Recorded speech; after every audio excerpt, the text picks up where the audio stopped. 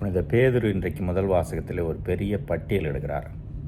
கடவுள் நமக்கு கொடுத்திருக்கிற கொடைகள்: நம்பிக்கை, நல்பண்பு, அறிவு, தன்னடக்கம், இறைப்பற்று, சகோதர நேயம். நாம தான் குத்தகைக்காரர்கள். கடவுள் நமக்கு கொடுத்திருக்கிற பொறுப்பும் அதிகாரம் நிறைய, அதோடு பொறுப்புணர்ச்சியும் நிறைய. அவரவர்கள் வாழ்கிற இடம், சூழல், நாம் தேர்ந்தெடுத்திருக்கிற வாழ்வு முறை, ஒருவேளை எங்களைப் போலவர்கள் குருக்கள், துறவிகள் அல்லது பணியாற்றுகிற பணி எங்கே இருந்தாலும் நமக்கு அதிகாரமும் உண்டு, அதை தாண்டி பொறுப்புணர்ச்சியும் உண்டு.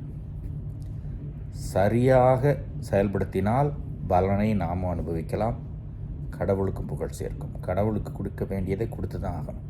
ஒருவேளை கடைசியாக நாம் கடவுள் திருமுனையில் நின்று கணக்கு கொடுக்கிற பொழுது அவர் கேட்கிற கேள்விக்கு என்ன பதில் சொல்ல போகிறோம் என்று யோசித்து பார்த்தால், இந்த பொறுப்புணர்ச்சியும் அதிகாரமும் சேர்ந்து எவ்வளவு தூரம் நன்மை பயக்க வகத்திலே நம்மால் வாழ்ந்து காண்பிக்க முடியும் என்பதை உணரலாம். கொடிய குத்தகைக்காரர்கள் ஊமையின் மூலம் இயேசு அதை தான் சொல்கிறார்.